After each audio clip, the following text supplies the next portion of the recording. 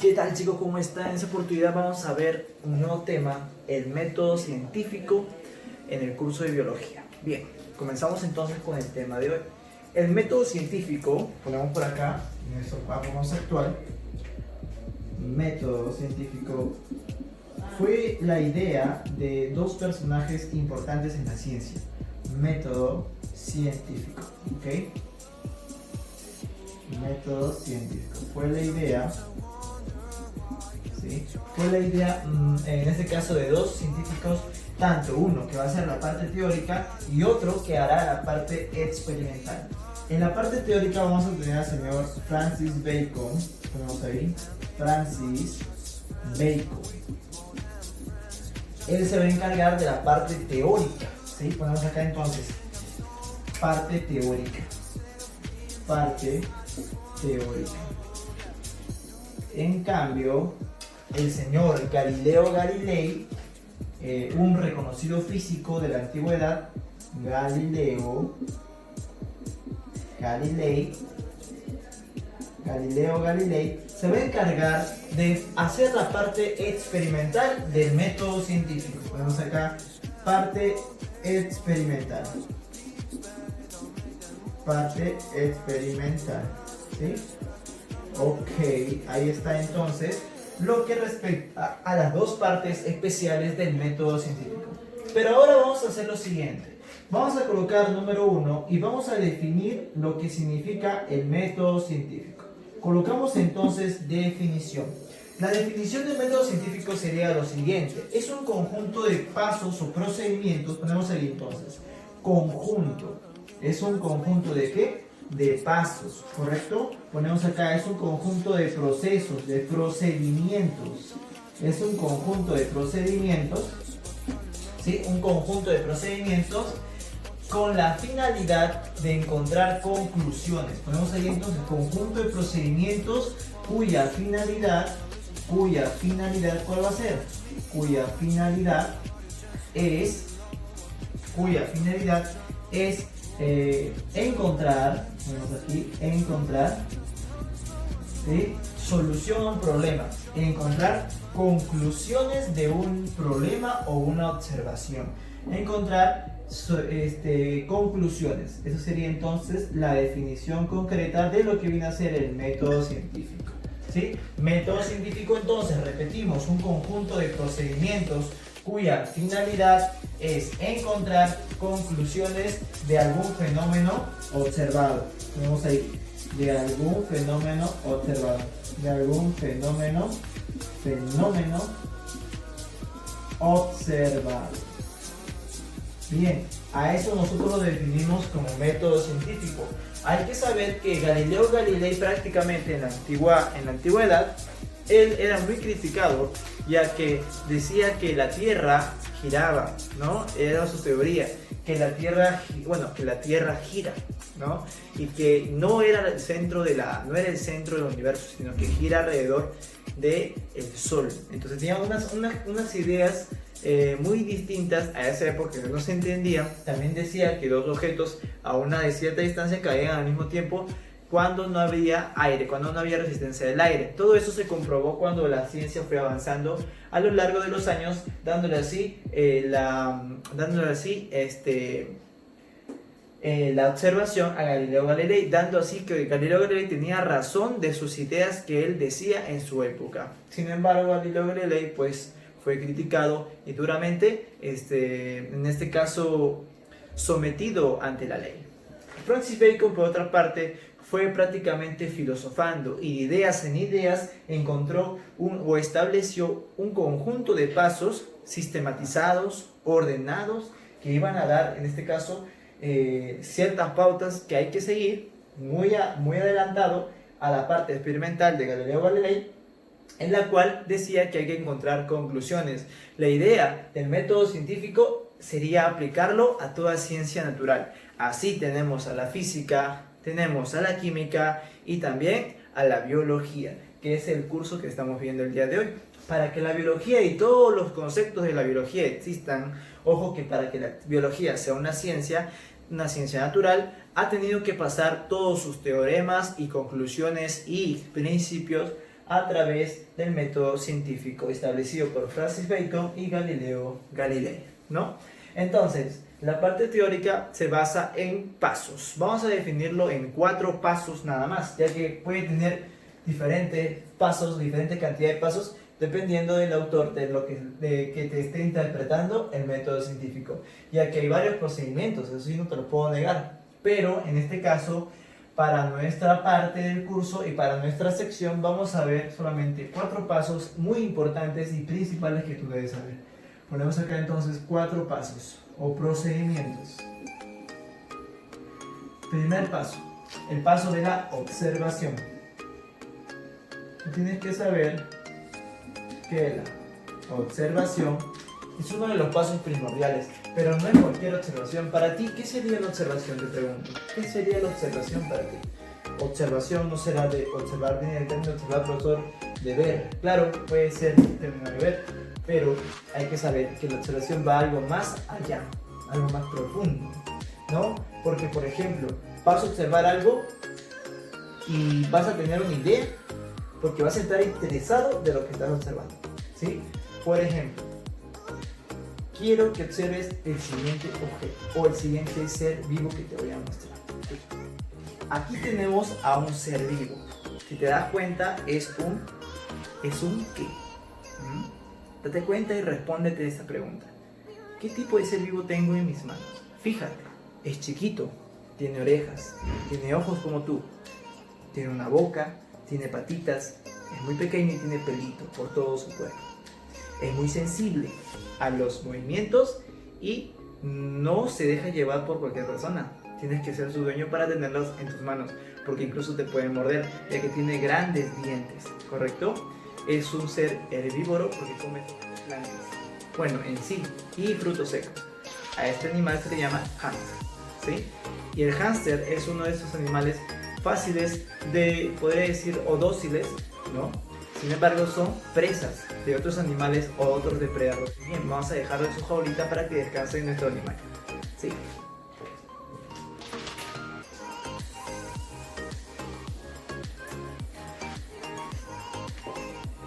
Bien, chicos, después de haber experimentado lo que acabamos de ver, ¿me podrás decir qué es lo que has observado? Sí, ¿qué observaste? Observé a un ser vivo, a un animal, a un ser vivo, ¿no? Sin contarme a mí, porque yo también soy un ser vivo, pero observé a un ser vivo muy pequeño, ¿no? Podría clasificarlo en el reino animal, claro, en el reino animal, ¿sí? ¿Cómo qué tipo de especie? Bueno, yo diría que es un roedor, ¿no? Es un roedor, especie de los roedores. Entre los roedores encontramos aquí a una especie, bueno, sería de la subespecie, ¿no? Los roedores. Tenemos aquí entonces a los hámsters, que son tipos de roedores, hámsters. Esa es la especie de estos roedores, ¿no? Tenemos una familia, que son los roedores, y las especies sería pues el hámster, porque hay varios roedores, rata, pericote, pero tenemos al hámster en este tipo de ejemplo. ¿Qué observamos? Observamos que era muy pequeño, tenía mucho pelo, sus características, a eso se le llama observación, ¿no? Pero yo podría decir, profesor, yo lo vi tierno, o yo lo vi así como que muy bonito. No podrías decir eso en un método científico o en un trabajo de investigación. ¿Por qué no, profesor? Porque aunque te parezca muy bonito o aunque te dé miedo ese tipo de animales, no lo puedes comentar cuando se habla de ciencia, porque en la ciencia los sentimientos no tienen que intervenir, sino solamente lo que se observa experimentalmente, ¿correcto? Entonces, esa es la observación, estamos viendo los datos y a partir de la observación, ¿qué te estás formulando? Preguntas, y a partir de esas preguntas las estás contestando con tus propios conocimientos que tienes tú, ¿te das cuenta? Entonces, hasta ahí son los conocimientos que tú me puedes dar. Obviamente yo te puedo dar más conocimientos acerca de ese animalito. Te di su nutrición, sus características, sus estructuras, incluso te pude hablar de su estructura química, su estructura biológica, te pude hablar acerca de las costumbres, de su etología, su comportamiento, te pude hablar también acerca de los lípidos y proteínas que componen su estructura ósea, su estructura, su epidermis, ¿no? Todo eso te podría haber hablado. También te podría haber hablado acerca de sus ácidos nucleicos, acerca del tipo de cromosomas que posee su especie, su comportamiento cuando se encuentra con otros seres de su misma especie. También hay muchas características que el hombre va a ir investigando acerca de diferentes tipos de fenómenos puede ser también en este caso animales, seres vivos que aún no conocemos o que quizás ya conocemos, pero que tratamos de ahondar en su información. Bien, entonces esa es la observación, una fijación acerca de un fenómeno dado o un ser vivo encontrado o cualquier tipo de ente nuevo. En este caso era un ser vivo que ya conocíamos, que ya tenemos información, ¿te das cuenta? Entonces ponemos así, eso es lo que se observó. Observé un ser vivo, reino animal, roedores, hámsters. Muy bien, vamos a colocar entonces acá que la observación vendría a ser una fijación, ¿sí? Una fijación de un fenómeno dado, o en este caso de un ser vivo que estamos viendo, que hemos notado. Una fijación de un fenómeno dado. De un fenómeno dado. Ahí está. Pero a partir de la observación, ¿qué te vas a formular tú? Tenemos aquí entonces que nosotros no formulamos preguntas. Vamos ahí. Formulamos preguntas, chicos. ¿Sí? Se formulan preguntas. Y a partir de las preguntas, ¿qué nace en nosotros? Como seres racionales nos nace responder esas preguntas, ¿correcto? Entonces, cuando queremos responder las preguntas realizadas, vamos a realizar un análisis. Para eso realizamos nuestra hipótesis. Ahora, ¿qué vendría a ser la hipótesis, chicos? La hipótesis vendría a ser, en este caso, la respuesta, la supuesta respuesta a las preguntas que tenemos acerca del fenómeno. Colocamos acá entonces, la hipótesis es la supuesta respuesta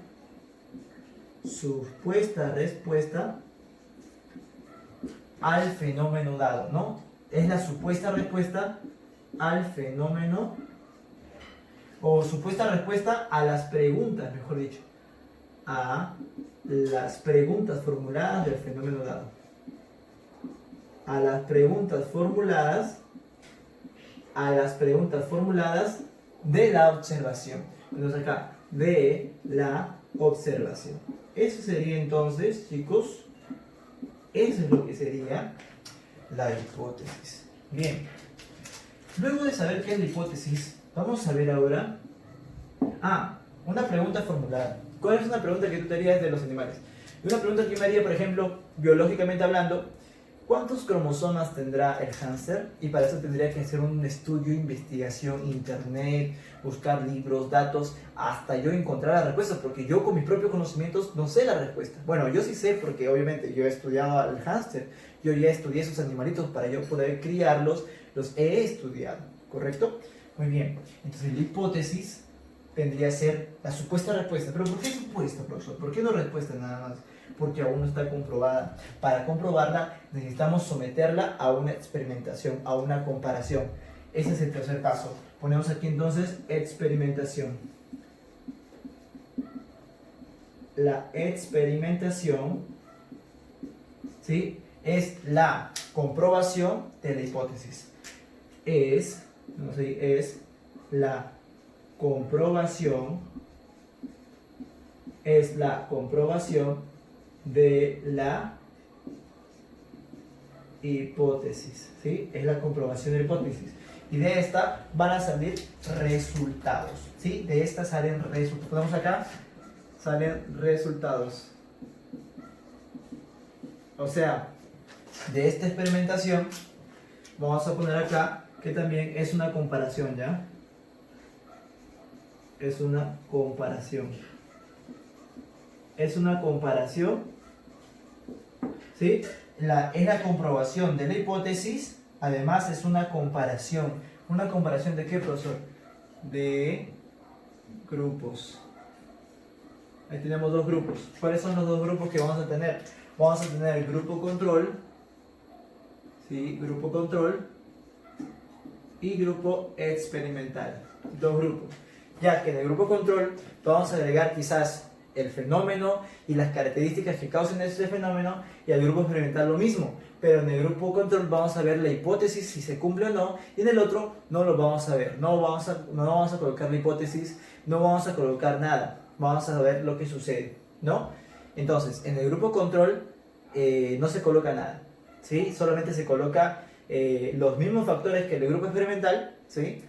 Pero no se coloca nada, porque se supone que está controlado, se supone que ya sabemos que lo que va a pasar. Si por ejemplo en el animalito queremos probar una vacuna, si lo mata o si lo sana de alguna enfermedad, entonces a uno le vamos a dar el antídoto, que es el grupo experimental, porque con él vamos a experimentar si lo mata o lo sana. Y el grupo control no.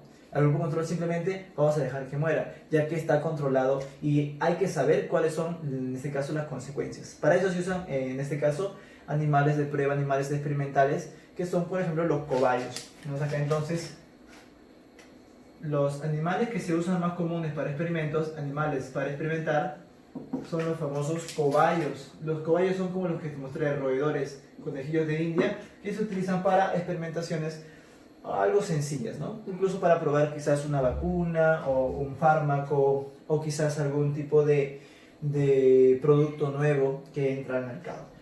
Chicos, al experimentar nosotros vamos a tener dos resultados. Si son resultados positivos, llegaremos entonces a las conclusiones, ¿sí?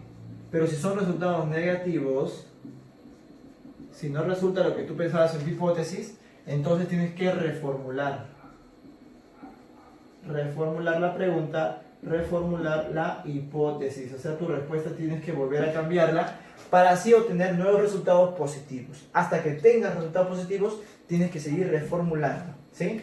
Luego pasamos al punto 4, sería por acá, que serían las conclusiones. En las conclusiones vamos a informar aquí, vamos a encontrar dos cositas, ya sea la ley o ya sea la teoría. En la ley, ¿qué se cumple? En la ley se cumple el fenómeno, se cumple lo dicho, se cumple lo dicho o el fenómeno o la situación, ¿no? O el proceso que se cumpla, que hemos explicado que se cumple. Se cumple, por ejemplo, todo lo que sube tiene que bajar. Estoy dando una ley, ¿no? Se cumple el fenómeno, ¿no? Pero no estoy explicando. Ahora voy a explicar. Esa es teoría. Entonces, se explica el fenómeno, así de sencillo. Cuando se explica el fenómeno, ya es una teoría. Entonces, aquí en las conclusiones vamos a encontrar ley y teoría e incluso nuevas preguntas. Nos vamos a encontrar con nuevas dudas, nuevas preguntas. Y si hay nuevas preguntas, ¿qué tenemos que hacer? Volver a hacer otras hipótesis y así volver a experimentar y sigue el ciclo. A eso nosotros le llamamos método científico, ¿correcto? Vamos a colocar acá también ¿qué viene a ser la ciencia? Chicos, ¿qué es la ciencia? La ciencia que viene a ser el conjunto de conocimientos acerca de nuestro planeta. Tenemos aquí que la ciencia es el conjunto de conocimientos acerca de nuestro planeta. E incluso lo podríamos extender conjunto de conocimientos acerca de nuestro universo, porque ya prácticamente hemos salido de nuestro planeta y conocemos los demás planetas y casi todo el universo. Aunque hay más cosas que aún no conocemos, pero estamos en proceso de investigación. Entonces esa es la ciencia. ¿Y qué será, chicos, la tecnología? La tecnología, otro término muy usado, es el uso o la aplicación de la ciencia para satisfacer necesidades humanas. Colocamos que la tecnología es el uso de la ciencia, o sea, la aplicación de la ciencia. ¿Para qué? Para satisfacer necesidades humanas, ¿sí? Para satisfacer necesidades humanas. Bien, chicos, espero les haya gustado esta clase muy dinámica, muy entretenida acerca del método científico. Nos vemos en una próxima oportunidad. Hasta luego.